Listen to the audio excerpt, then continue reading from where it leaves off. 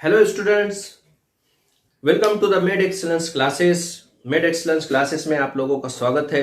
आप लोगों को पता है कि हम cell the unit of life इस टॉपिक को डिस्कस कर रहे हैं और आप लोगों को ये भी पता होना चाहिए कि कल बच्चों का नीट 2020-22 स्टूडेंट्स का एग्जाम्स हुआ और बहुत सारे लोगों ने ये पेपर देखा भी होगा कि किस तरीके से उसने क्वेश्चंस पूछे हैं, किस तरीके से बायो के क्वेश्चंस आए हैं। जहां तक हमने गेस किया था, हमारे जो स्टूडेंट्स हैं, मेंटीज हैं, उनको जो हमने गाइड किया था उस हिसाब से हमने 3 पॉइंट ऑफ व्यू से उनको गाइड करना जरूरी समझा था।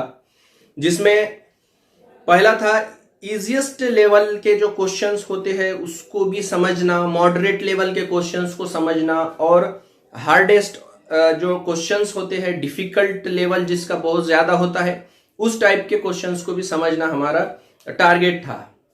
हमने कंफ्यूजिंग टाइप के क्वेश्चंस को भी फोकस किया था और बच्चों को उसका बेनिफिट भी मिला बहुत ज्यादा। यहां पर 2022 के कॉन्टेक्स्ट में जो मेरा डिटेल लेक्चर है मैं अपलोड कर रहा हूं, वो लेक्चर भी आप लोग देखिए कि क्वेश्चन पेपर किस तरीके का था, क्या वहां पर स्ट्रेटेजी थी, और उसका एनालिसिस पर मैं एक पूरा लेक्चर डिलीवर्ड करूंगा। वो आप लोग देखिए, आपके लिए वो हेल्पफुल होगा। तो आइए, हम बात कर रहे थे लास्ट लेक्चर में माइटोकॉन्ड्रिया के बारे में। माइटोकॉन्ड्रिया के बारे में हमने डिटेल प्रोफाइल डिस्कस किया है उसका। आपको डिटेल में रेस्पिरेशन इन प्लांट्स टॉपिक में उसको और भी ज्यादा डिटेल में पढ़ना है। यहां पर आज का जो हमारा टॉपिक है cell the unit of life का, वो है प्लास्टिड्स। प्लास्टिड्स क्या है? ये प्लास्टिड्स ये one of the membrane bond cell organelles है। ये मेम्ब्रेन बॉन्ड सेल ऑर्गेनेल्स होता है। मेम्ब्रेन बॉन्ड सेल ऑर्गेनेल्स मतलब क्या? ऐसे सेल ऑर्गेनेल्स जो साइटोप्लाज्म में एक पर्टिकुलर बाउंड्री लाइन के अंदर होते हैं, मतलब उनकी खुद की एक सेपरेट मेम्ब्रेन होती है, उसे हम कहते हैं मेम्ब्रेन बॉन्ड सेल ऑर्गेनेल्स। यहां पर देखिए, प्लास्टिड्स में बेसिकली 3 यहां पर कंपोनेंट आएंगे प्लास्टिड्स के। पहला कंपोनेंट यहां पर अकॉर्डिंग टू एनसीईआरटी में क्लोरोप्लास्ट ले रहा हूं। दूसरा कंपोनेंट्स मैं यहां पर क्रोमोप्लास्ट ले रहा हूं और तीसरा कंपोनेंट यहां पर मैं ल्यूकोप्लास्ट ले रहा हूं। अब ये जो कंपोनेंट है क्लोरोप्लास्ट, क्रोमोप्लास्ट, ल्यूकोप्लास्ट, ये सब आएंगे प्लास्टिड्स के अंदर। अब इन कंपोनेंट्स का एक खास फंक्शन होगा जो सेल में स्पेसिफिक वे में ये काम करेंगे। मैंने पहले भी आप लोगों को बताया था कि एक पर्टिकुलर सेल में एक पूरी दुनिया छुपी हुई होती है। पूरी दुनिया छुपी हुई होने का मतलब ये है कि एक पर्टिकुलर सेल में बेसिक अलग अलग कंपोनेंट्स होते हैं जिनका अपना अपना सेल्फ एक खास फंक्शंस होता है। वो खास फंक्शंस परफॉर्म करते हैं, इसीलिए हम उनको ऑर्गेनेल्स के तौर पर, ऑर्गेनेल्स के कॉन्टेक्स्ट में देखते हैं। मेम्ब्रेन बॉन्ड सेल ऑर्गेनेल्स में यहां पर बहुत सारे सेल ऑर्गेनेल्स होते हैं जो अपना अपना सेपरेट खास फंक्शंस परफॉर्म करते हैं, जिसमें से प्रोकैरियोटिक सेल और यूकैरियोटिक सेल को हमने अलग अलग ऑर्गेनेल्स में डिफरेंशिएट किया भी है। ठीक है, अब यहां पर हम एनसीईआरटी के कंटेंट के अनुसार डिस्कस कर रहे, क्यों तो नीट के एग्जाम में टोटली जो पेपर होता है वो एनसीईआरटी बेस्ड होता है, तो हमने एनसीईआरटी को फोकस करना है और आप सीरियस हो जाना है हर बच्चों ने। जो बच्चे यहाँ पर बहुत ज्यादा जेन्यून है, वो ऐसे ही बच्चों को मेरा लेक्चर समझ में आने वाला है। जहां तक एंटरटेनमेंट की बात है, आपके मनोरंजन की बात है, तो ऐसे भी बहुत सारे हमारे पास प्रैक्टिस होती है, आप वहां पर मनोरंजन कर सकते हैं। लेकिन ऑनलाइन लेक्चर के बावजूद भी मेड एक्सीलेंस क्लासेस ये ऐसी क्लास है जो रेगुलर लेक्चर ले रहे हैं और सिर्फ एजुकेशन की बात करते हैं, आपके नीट की बात करते हैं, आपके एग्जाम्स की बात करते हैं। बाकी आपको अच्छा दिखने के लिए, आपको मनोरंजन होने के लिए और भी बहुत सारे सोर्सेस है। कभी टाइम टाइम पर सर्कस आ जाती है, कभी टाइम टाइम पर आपको बहुत सारे एंटरटेनमेंट के सोर्सेस मिलते हैं अलग अलग जगहों से। लेकिन अब ऑनलाइन में ऐसा मनोरंजन नहीं हो पाता। यहां मेड एक्सीलेंस क्लासेस में सिर्फ और सिर्फ एजुकेशन से रिलेटेड यहाँ पर प्रैक्टिस होती है और सिर्फ एजुकेशन से रिलेटेड यहाँ पर फोकस किया जाता है। तो मैं बात कर रहा था यहाँ पर क्लोरोप्लास्ट के बारे में। क्लोरोप्लास्ट ये one of the cell organelles है जो पर्टिकुलर सेल सिस्टम में होता है। क्लोरोप्लास्ट के कंपोनेंट्स में अगर हम देखेंगे तो इसका स्ट्रक्चरल एनालिसिस मैं पहले करूंगा और उसके बाद वन बाय वन इसके दूसरे कंपोनेंट्स पे भी हम चर्चा करते ही रहेंगे। यहाँ पर देखिए ये जो क्लोरोप्लास्ट है बच्चों, यहाँ पर एक दो मेम्ब्रेन है, इसमें एक आउटर मेम्ब्रेन है और दूसरी इनर मेम्ब्रेन है। ठीक है, यहाँ पर देखिए ये जो आउटर मेम्ब्रेन है इसकी परमेबिलिटी ज्यादा है as compare to inner membrane. In terms of permeability यहाँ पर देखिए आउटर मेम्ब्रेन की परमेबिलिटी बहुत ज्यादा है as compare to inner membrane. Permeability in the sense बहुत सारी चीजें अंदर भी आएंगे और बाहर भी जाएंगे, मतलब सेल ऑर्गेनेल्स के अंदर और बाहर जाने के लिए बहुत सारे एलिमेंट्स का ट्रांसपोर्टेशन जो होगा। तो यहाँ पर परमेबिलिटी के कॉन्टेक्स्ट में अगर बात करते हैं तो आउटर मेम्ब्रेन ये ज्यादा परमेबल होंगी as compare to inner membrane. ये एनसीईआरटी का लाइन है, तो छोटे छोटे बातों पे एमसीक्यूज बना रहा है, छोटे छोटे बातों पे यहाँ पर क्वेश्चंस आ रहे हैं, तो एक भी बात हमको यहाँ पर मिस नहीं करना चाहिए, हर बात को उतना ही इक्वल इंपॉर्टेंस देना चाहिए, तब जाकर के 100% हमारा एनसीईआरटी का अप्रोच हो जाएगा। देखिए यहाँ पर ये जो पर्टिकुलर कंपोनेंट है ब्लैक डॉट्स बनाया हूं, इस ब्लैक डॉट को मैं स्ट्रोमा कह सकता हूं, इस ब्लैक डॉट को मैं स्ट्रोमा कह सकता हूं। ये एक जेली लाइक साइटोप्लाज्मिक कंटेंट है और ये जो कॉइन लाइक स्ट्रक्चर है इसके कंपोनेंट्स है 1 कंपोनेंट, 2 कंपोनेंट, 3 कंपोनेंट। तो कॉमनली ये कॉइन लाइक स्ट्रक्चर को मैं ग्रैना कहूंगा, कॉइन लाइक स्ट्रक्चर को मैं ग्रैना कहूंगा, ये होल स्ट्रक्चर को। इसके 3 कंपोनेंट किया मैं, तो इसको अगर कंपोनेंट वाइज देखा जाए तो इसको मैं थाइलाकॉइड कहूंगा। एक कंपोनेंट को मैं इसके थाइलाकॉइड कहूंगा, जो डिस्क लाइक कॉइन लाइक वहां पर बहुत सारे लेयर्स है उसको मैं थाइलाकॉइड कहूंगा, और पर्टिकुलर ये पूरे कंपोनेंट को कॉमनली मैं ग्रैना कहूंगा। ग्रैना और थाइलाकॉइड सिंगुलर, और यहां पर ये जो कनेक्शन है ये कनेक्शन को मैं लैमेली कहूंगा, इस कनेक्शन को मैं स्ट्रोमा लैमेली कहूंगा, स्ट्रोमा लैमेली कहूंगा। इस स्ट्रोमा लैमेली से कनेक्ट होते हैं एक ग्रैना से दूसरा ग्रैना, और यहां पर देखिए ये जो ग्रैना है और ये जो थाइलाकॉइड है यहां पर प्रेजेंट है हमारे क्लोरोफिल पिगमेंट्स। यहां पर थाइलाकॉइड्स में, इस थाइलाकॉइड्स में कुछ क्लोरोफिल पिगमेंट्स होते हैं। मान लो ये थाइलाकॉइड है, मैंने उसको जूम किया हूं, यहाँ पर एक कॉइन है, 1 नंबर का कॉइन है मान लो, उसको मैंने जूम किया, अंदर भी कुछ स्पेस होता है। तो इस पर्टिकुलर कॉइन लाइक स्ट्रक्चर में बहुत सारे पिगमेंट्स होंगे, इसमें क्लोरोफिल पिगमेंट्स भी होते हैं और कैरोटेनॉइड्स भी होते हैं। अब ये जो ग्रीन पिगमेंट है क्लोरोफिल और कैरोटेनॉइड्स, ये लाइट हार्वेस्टिंग पिगमेंट है। लाइट हार्वेस्टिंग पिगमेंट मतलब क्या, ये हम फोटोसिंथेसिस में बहुत डिटेल देखेंगे। बहुत सारे बच्चों को ये थोड़ा सा एडवांस लग रहा होगा, लेकिन बच्चों आप कंसिस्टेंसी से लेक्चर देखेंगे ना तो आपको हर बात यहाँ पर क्रिस्टल क्लियर हो जाएंगी और कंसेप्ट आपके क्लियर होते ही जाएंगे। आपको बात समझना जरूरी है, बात समझना जरूरी है और बात इंपॉर्टेंट होना भी जरूरी है। होता क्या है, हमको बात सब समझ में आ जाती है लेकिन उतनी इंपॉर्टेंस नहीं होती उस बात की। कुछ बातें समझ नहीं पाते लेकिन बहुत ज्यादा इंपॉर्टेंस होती है। तो यहां पर आपको जो चीज समझ में आए ये चीज पढ़ाना मेरा काम नहीं है, मेरा पढ़ाना ऐसी चीज काम है जो आपको समझ नहीं आ रहा है। नीट का एग्जाम हमारा अप्रोच है, तुम्हारा सर्टिफिकेशन हमारा अप्रोच नहीं है। वैसे तो मैं छोटे से किस्से कहानियां बोल के आपको ये कंसेप्ट क्लियर करा दूंगा, लेकिन नीट के एग्जाम में फिर आपको समझेगा नहीं। तो हमारा अप्रोच कॉम्पिटिटिव एग्जाम है, तो 100% अंडरस्टैंडिंग सब्जेक्ट की हमें होना ही है। चाहे आपको मेरी बात उतनी अच्छी नहीं लग रही हो चलेगा, लेकिन आपको ये समझ में आना ही है, ये बात समझ में आना है, मेरी बात समझ में आने के साथ साथ। अदरवाइज मैं तो आपको बात समझाऊंगा, कन्विंस करूंगा, लेकिन वो नीट के हिसाब से अगर फ्रूटफुल इंफॉर्मेशन नहीं होती है तो फिर फायदा क्या है उस बात का। आप अपने दिल पे हाथ रखिए, बोलिए बात यकीनन।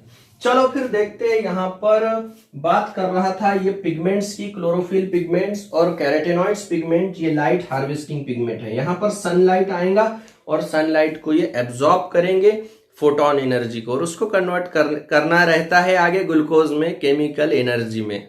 वो हम रेस्पेक्टिव टॉपिक में बहुत डिटेल में देखने वाले हैं। बस यहाँ पर स्टार पॉइंट में इसको कंसिडर करता हूं कि ये क्लोरोफिल और कैरोटेनॉइड्स जो है ये कहां पर है, ये है हमारे थाइलाकॉइड्स में, और इनका काम क्या है, लाइट को हार्वेस्ट करना, लाइट को सेव करके रखना। देखो अब यहां पर हो गया इनका काम ग्राना का, और ये जो लाइट आ रही है तो इसको लाइट रिएक्शन कह सकते हैं, मतलब जो लाइट का प्रोसेस होता है वो ग्राना के थ्रू होता है। और उसके बाद जो डिफरेंट एंजाइम्स होते हैं आगे ग्लूकोज बनाने के लिए, जहां पर लाइट की उतनी खास जरूरत नहीं होती वो स्ट्रोमा में होती है। तो जहां पर लाइट की जरूरत नहीं होती इस टाइप के रिएक्शन को डार्क रिएक्शन कहते हैं। और ये डार्क रिएक्शन थेट कहां पर होंगे, ये डार्क रिएक्शन होंगे हमारे स्ट्रोमा में। मतलब लाइट रिएक्शन ये ग्राना में हमें देखने को मिलता है, जबकि लाइट रिएक्शन डार्क रिएक्शन हमें स्ट्रोमा में देखने को मिलता है।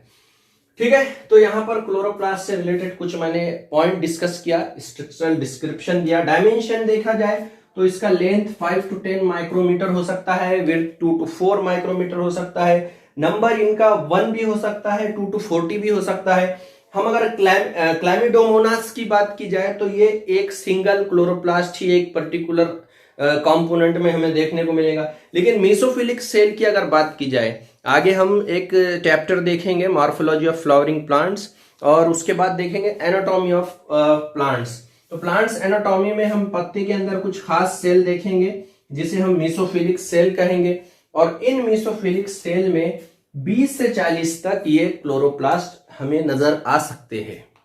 ठीक है, तो ये नंबर्स याद रखो। और ये ज्यादातर ऑब्जर्व होते प्लांट्स में और यूग्लिनॉइड्स में। प्लांट में तो होते ही है क्योंकि ऑटोट्रॉफिक ऑर्गेनिज्म है, और ये यूग्लिनॉइड्स में भी हमें देखने को मिल सकते हैं। ठीक है, तो ये ऑर्गेनिजम्स का भी डिस्क्रिप्शन हम डिटेल में देखने वाले हैं आगे। नॉमेनक्लेचर जब देखा था तो आगे क्लासिफिकेशन भी देखना है 5 किंगडम का, वहां पर यहाँ एग्जाम्पल्स हमें बहुत सारे देखने में आएंगे ऑर्गेनिजम्स के। और एक खास बात मैं आपको बताता चलूं कि नीट की आगे आने वाले प्रोग्राम्स की डेट आगे बढ़ भी सकती है अगर इसी तरीके से इंस्टीट्यूट्स को बंद रखा गया। अगर इंस्टीट्यूट ओपन होते हैं तो फिर एग्जाम की डेट थोड़ी सी पास में ही आएंगी। तो जो भी हम पढ़ा रहे हैं, जब भी ऑफलाइन लेक्चर होगा हमारा, तो ये डबल से एक बार फिर हम उसको अच्छे से रिवाइज करेंगे ताकि फेस टू फेस बच्चों का हमारा डिस्कशन हो सके। ये लेक्चर का मेन मकसद ये है कि बच्चों का एकेडमिक शेड्यूल लॉस ना हो, उन्हें हर बात अच्छे से सीक्वेंस के साथ समझ में आए, इसलिए ये वीडियो लेक्चर्स की प्रैक्टिस की जा रही है।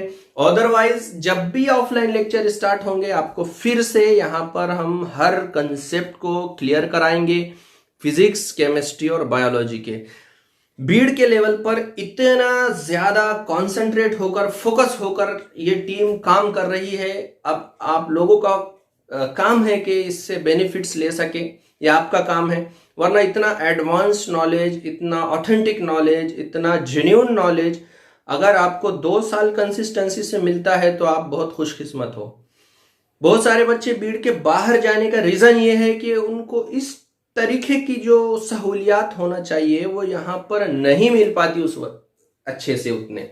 तो इसलिए बच्चे यहाँ से ट्रैवल करके आउट ऑफ स्टेशन जाकर अपना एकेडमिक प्लान पूरा करते हैं। तो आपको यहाँ पर बीड के लेवल पे ये सब चीजें मिल रही है, आपको चाहिए कि इसका बेनिफिट पूरा अच्छे से ले सके। तो यहाँ पर क्लोरोप्लास्ट का डिटेल मैंने यहाँ पर डिस्क्रिप्शन दिया। उसके बाद है chromoplast. Chroma means colour, as the name indicate. Chromoplast मतलब क्या? Croma means colour. क्रोमोप्लास्ट का अगर हम डिस्क्रिप्शन देखें तो ये क्या है? फैट सॉल्युबल यहाँ पर कैरोटिनॉइड्स होंगे और ज़ैंथोफिल्स होंगे। अब ये कैरोटिनॉइड्स और ज़ैंथोफिल्स का काम क्या है? ये कैरोटिनॉइड्स और ज़ैंथोफिल्स का काम है प्लांट्स में डिफरेंट कलर्स प्रोड्यूस करना।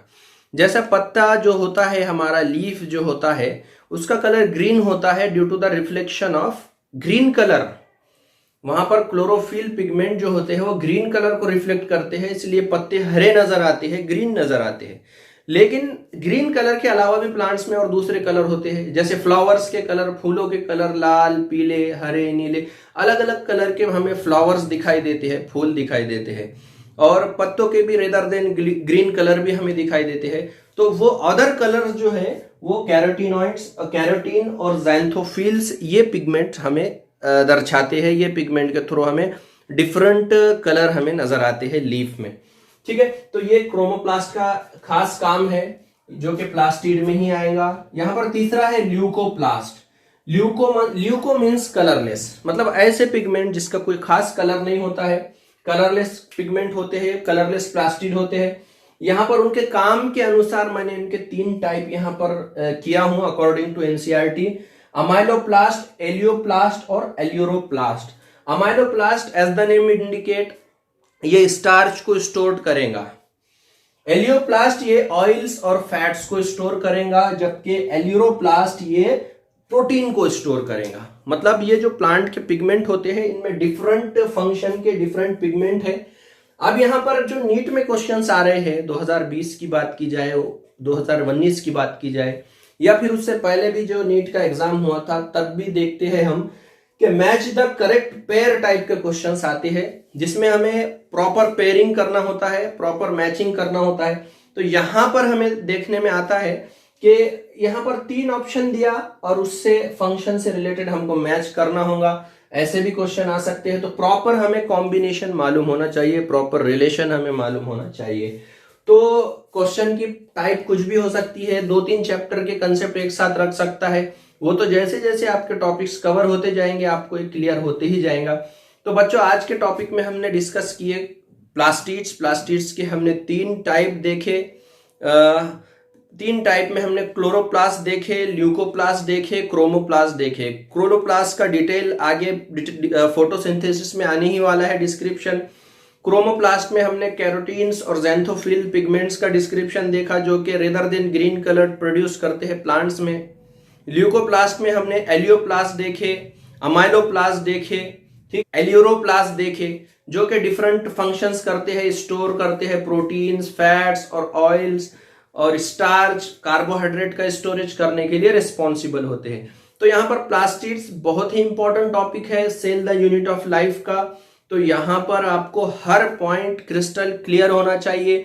ये पॉइंट्स आप एक बार फिर लेक्चर बार बार रिवाइज करके देखिए मल्टीपल टाइम्स, और इसके साथ साथ एमसीक्यूज भी सॉल्व करिएगा आप लोग, तो तभी जाके आपको ये चैप्टर का अप्रोच 100% होगा। होप आप लोगों को ये टॉपिक समझ गया होगा। आगे इसी से रिलेटेड और भी पॉइंट्स हम रेस्पेक्टिव चैप्टर के डिस्कस करने वाले हैं। Cell the unit of life के जो अदर हेडिंग्स है 1 by 1 हम हर लेक्चर में कवर करने की कोशिश करेंगे। ठीक है, थैंक यू।